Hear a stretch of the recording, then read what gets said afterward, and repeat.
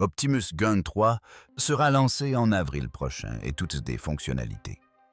Sa conception, ses performances et ses indicateurs de fonctionnement seront quasiment doublés par rapport à la version 2 actuelle. Bien que son boîtier noir lui confère une allure plutôt intimidante, ce modèle serait beaucoup plus facile à fabriquer tout en réduisant considérablement le poids du robot humanoïde. Elon Musk a maintes fois souligné qu'Optimus assistera à terme les humains dans toutes les tâches fastidieuses et qu'il suffira de rester immobile pendant qu'Optimus les effectue automatiquement. C'est pourquoi le PDG de Tesla estime que la dernière fonction sera optionnelle. Chacun pourra s'en charger s'il le souhaite ou donner des ordres à Optimus si on préfère ne pas le faire. Elon Musk ambitionne de déployer des millions d'Optimus dans de grandes entreprises comme Amazon Walmart ou des enseignes comme à McDonald's et Tesla Dinner, où Optimus 3 jouera le rôle de serveur. Actuellement, Tesla entraîne minutieusement Tesla Bot pour permettre à Optimus d'effectuer des tâches plus complexes. Alors que nous réserve Optimus 3, sera-t-il beaucoup plus perfectionné, amélioré et efficace?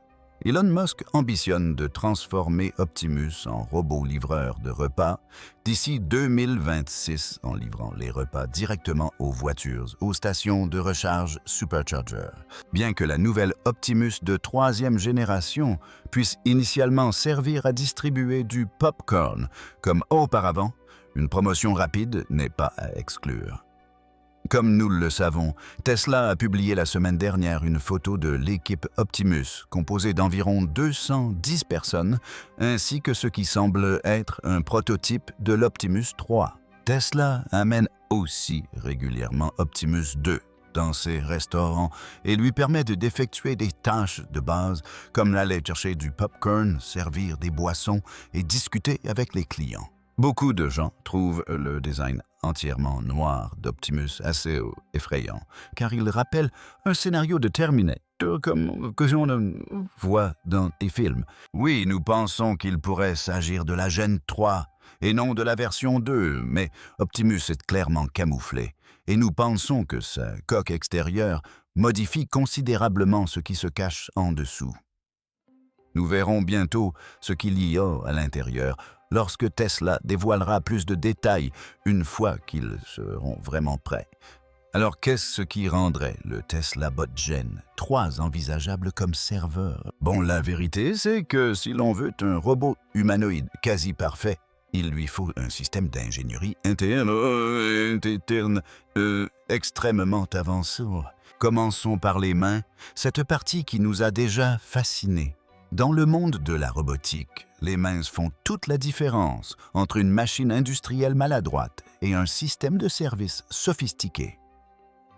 La réalisation par Tesla de 22 degrés de liberté en seulement 2 ans est un véritable exploit mécanique. Un serveur ne doit pas seulement tenir un plateau, il doit aussi avoir le sens de la gravité pour éviter de casser un verre à vin, la dextérité nécessaire pour disposer correctement les couverts et l'endurance pour répéter ce geste des milliers de fois par jour. Les concurrents pourraient concevoir des mains habiles mais fragiles ou robustes mais maladroites.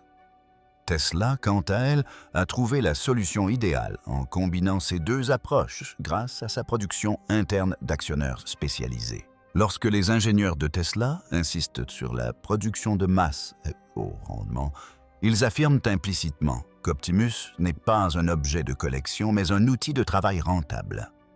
L'idée d'un Optimus serveur implique également la capacité de se déplacer avec aisance dans des environnements humains complexes. Si le processus est trop lent et fait attendre les clients, il est presque inutile même entre des mains expertes. Par conséquent, la vitesse de déplacement est un axe majeur de développement pour Tesla lors des dernières étapes de la mise à niveau matériel de l'Optimus 3. Dans sa version 2, l'Optimus pouvait se déplacer à près de 2 mètres par seconde, tandis que la version précédente ne pouvait atteindre que moins de 1 mètre par seconde. On constate donc une optimisation rapide de la biomécanique des pattes de l'Optimus. Pour être pleinement efficace, l'Optimus 3 doit atteindre une vitesse de marche comprise entre 2 mètres par seconde et 2 mètres par seconde. Bien que Tesla n'ait encore rien dévoilé officiellement concernant la 3e génération, une nette amélioration de la mobilité est assurément à prévoir. Un robot de service doit pouvoir se faufiler entre les tables, éviter les obstacles et les personnes, et se déplacer avec fluidité entre la cuisine et la salle à manger. L'Optimus 2 étant déjà doté d'un système d'équilibrage dynamique de pointe, nous sommes convaincus que l'Optimus 3 repoussera encore les limites de la performance. C'est essentiel, car un environnement d'intervention est rarement linéaire. Il est parsemé de variables et d'obstacles. Augmenter sa vitesse de marche à environ 6 km par heure permet à Optimus de ne pas être perçu comme un obstacle par les clients. Il peut ainsi suivre le rythme soutenu d'un restaurant bondé.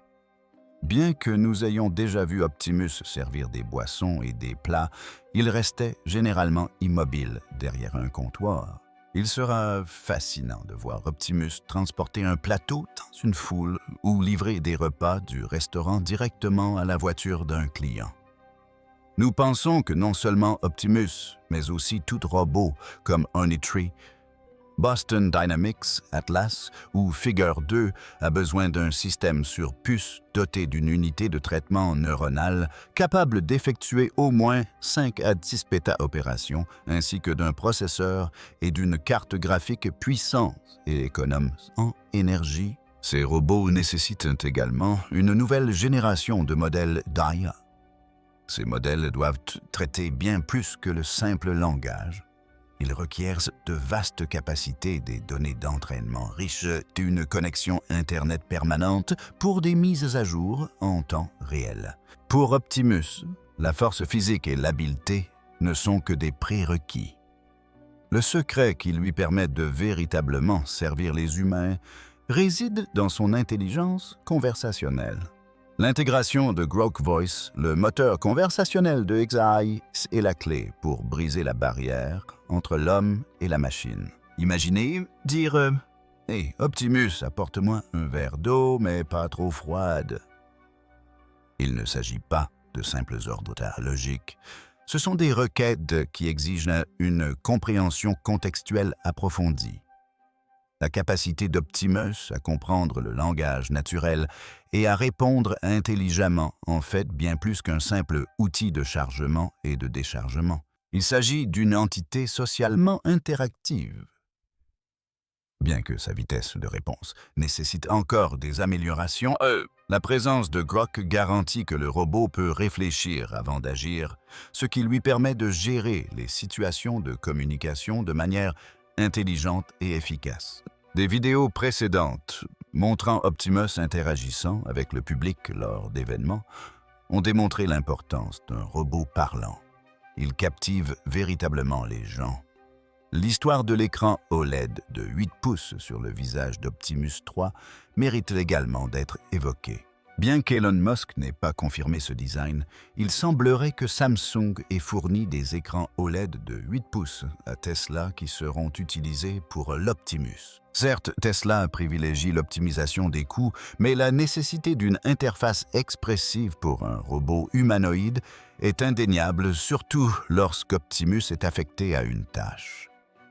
S'il s'agit d'un serveur, il doit absolument pouvoir exprimer des émotions aux clients, ce qui est primordial. Si Tesla décidait d'intégrer l'écran flexible de Samsung à l'Optimus Gen 3, ce serait une initiative stratégique visant à humaniser la technologie, rendant le robot plus convivial et accessible au grand public, encore réticent face à l'IA.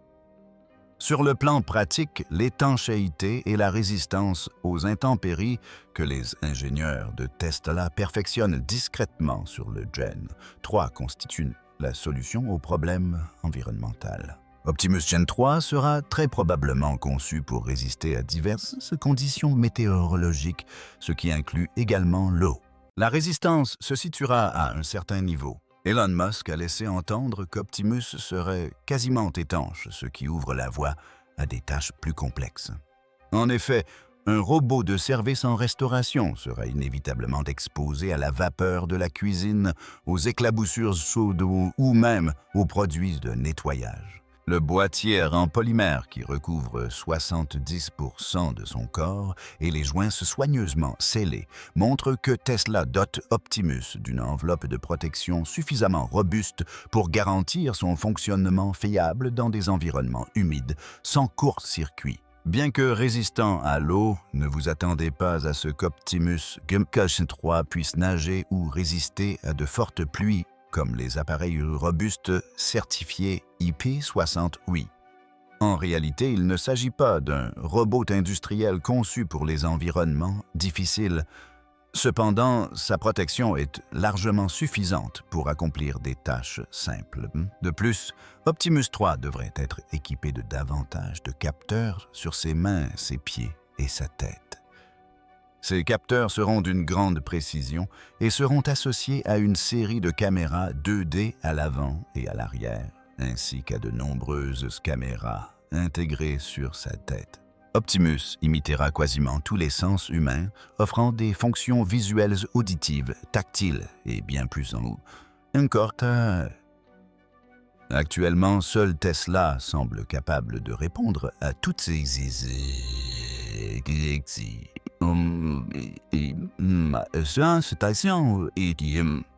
Enfin, ce qui fait d'Optimus Gen 3 un serveur vraiment performant, c'est le modèle Optimus Academy évoqué précédemment. Il ne s'agit pas d'un simple centre de formation, mais d'un vaste écosystème de données où le robot apprend de millions de situations réelles pour perfectionner ses compétences. Contrairement à l'approche de programmation rigide des fabricants de robots traditionnels, Tesla utilise l'IA pour apprendre aux robots à vivre et à travailler. Lorsqu'un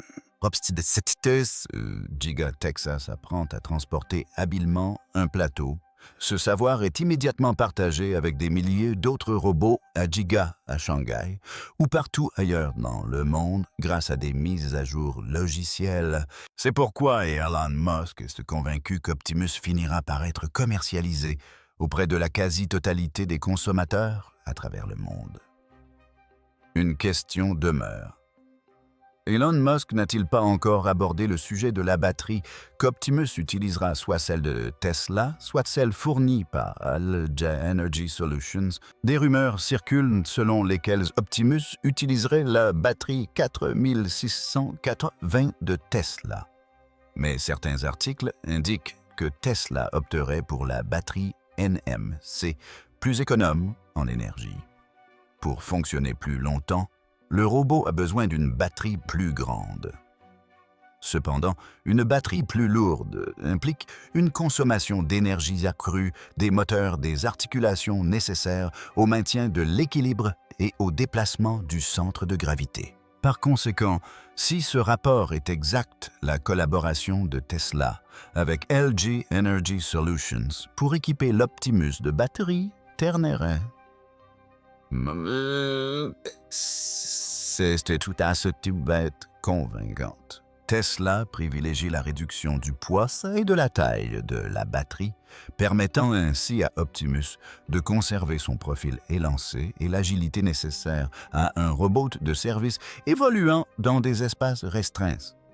Avec une capacité annoncée de 2 kWh à 3 kWh, cette batterie offre une densité énergétique extrêmement élevée, permettant au robot de fonctionner en continu pendant environ 7 à 8 heures, soit l'équivalent d'une journée de travail humaine standard. Avec une consommation électrique moyenne impressionnante d'environ 430 watts seulement. Ce chiffre démontre que l'efficacité de conversion électromécanique des actionneurs de nouvelle génération a atteint sa pleine maturité. De plus, le choix de la technologie NMC permet à Tesla de tirer parti de ses capacités de recharge rapide supérieures, soutenant ainsi la vision d'Elon Musk d'une main-d'œuvre disponible 24 heures sur 24 et 7 jours sur 7 grâce à des stations d'accueil automatisées, voire à une technologie de remplacement à chaud rapide des batteries. Certes, les matériaux NMC sont plus coûteux et nécessitent des systèmes de gestion thermique plus rigoureux. Mais pour un système de haute technologie comme Optimus Gen 3, ce compromis est tout à fait logique. Il permet de garantir que le robot soit non seulement une machine intelligente, mais aussi un outil robuste capable de répondre aux exigences les plus strictes des environnements industriels et de services modernes. Saviez-vous que l'ingénieur en chef du projet Optimus n'est autre que Konstantinos Laskaris, directeur de la technologie des moteurs chez Tesla? Il a conçu les moteurs d'entraînement principaux de tous les modèles. Tesla a commencé par la Model S et dirige désormais le développement des actionneurs d'Optimus. Ces composants sont sans doute le facteur le plus déterminant pour qu'Optimus devienne pleinement fonctionnel. Un robot nécessite de nombreux actionneurs de taille variée. En robotique traditionnelle, la plupart des entreprises les achètent auprès de fournisseurs tiers. Ces composants standards sont généralement conçus pour des usages généraux, ce qui donne souvent des robots trop lourds aux coups manquant d'agilité. Fort de son expérience avec les modèles S et Model 3, où chaque millimètre et chaque gramme est optimisé pour une efficacité énergétique maximale, l'équipe Tesla a abandonné l'utilisation d'un moteur universel. Au lieu de cela, ils ont conçu sur mesure des actionneurs spécifiques pour chaque articulation, allant d'unités à couple élevées au niveau des hanches pour soulever des charges lourdes, à des unités ultra-fluides pour les épaules et à grande vitesse pour les poignets. Cette approche personnalisée confère à Optimus une architecture technique remarquablement stable. Selon nos recherches, chaque robot humanoïde nécessite entre 28 et 40 actionneurs selon la version. Si Tesla produit 1 million de robots par an, il leur faudra jusqu'à 40 millions d'actionneurs. Cette production à grande échelle exige que les processus de fonderie, de bobinage, du cuivre et de contrôle qualité soient directement intégrés à la chaîne d'approvisionnement verticale de Tesla. Tesla aborde une période décisive dans les semaines à venir. Le projet de robot humanoïde Optimus, entrant dans ses phases finales de tests matériels et de sécurité. D'après les dernières informations d'Elon Musk sur X, Optimus de 3e génération est désormais structurellement achevé et fait l'objet d'essais opérationnels en conditions réelles dans les usines de Tesla. L'objectif principal de cette phase finale de mise au point est de garantir que les actionneurs des mains dotées de 22 degrés de liberté atteignent la robustesse mécanique nécessaire à un fonctionnement continu dans des environnements industriels difficiles. La priorité absolue de Tesla est actuellement le respect des normes de sécurité les plus strictes. Contrairement aux robots industriels traditionnels confinés dans des cages de verre, Optimus est conçu pour travailler directement aux côtés des humains. Par conséquent, ces systèmes de capteurs et ces réseaux neuronaux de vision sont soumis à des tests rigoureux afin de garantir que le robot puisse détecter les obstacles et les personnes avec une latence quasi instantanée. Les tests d'efficacité énergétique ont également donné des résultats prometteurs avec une autonomie de 7 à 8 heures sur une seule charge, soit l'équivalent d'une journée de travail. Conformément au plan Tesla, lancera officiellement une ligne de production limitée durant l'été 2026. Les premiers exemplaires produits seront déployés en interne dans les usines Gigafactories et de Fremont, afin de faciliter l'assemblage des véhicules et la logistique des composants des batteries. Le déploiement de ces robots en situation réelle cet été permettra non seulement de pallier la pénurie de main-d'œuvre, mais aussi de générer un flux massif de données pour former l'Optimus Academy. Il s'agit d'une étape cruciale pour Tesla afin d'optimiser ses processus avant de passer à la production de masse l'année prochaine. Partant du principe qu'une ère où les robots remplaceront les humains dans l'exécution de tâches dangereuses et répétitives. Les sénateurs américains Tom Cotton et Chuck Schumer ont récemment présenté un projet de loi bipartisan visant à interdire au gouvernement d'utiliser des robots humanoïdes de fabrication chinoise. Il s'agit d'une manœuvre géopolitique importante qui crée une dynamique à double tranchant pour Tesla et le projet Optimus et en termes de protection du marché et d'avantages stratégiques. L'avantage le plus important et direct pour Tesla, c'est la protection de son marché intérieur. Dans le secteur de la robotique humanoïde, des concurrents chinois comme Runai-Tree et Fourier Intelligence progressent à une vitesse fulgurante, tirant parti de faibles coûts de production. Ce projet de loi constitue une barrière non tarifaire au commerce, éliminant de fait les concurrents à bas coût des lucratifs contrats du gouvernement américain, allant de la logistique militaire au service public. Cela crée un immense vide sur le marché que Tesla, leader des technologies robotiques aux États-Unis, est idéalement placé pour combler.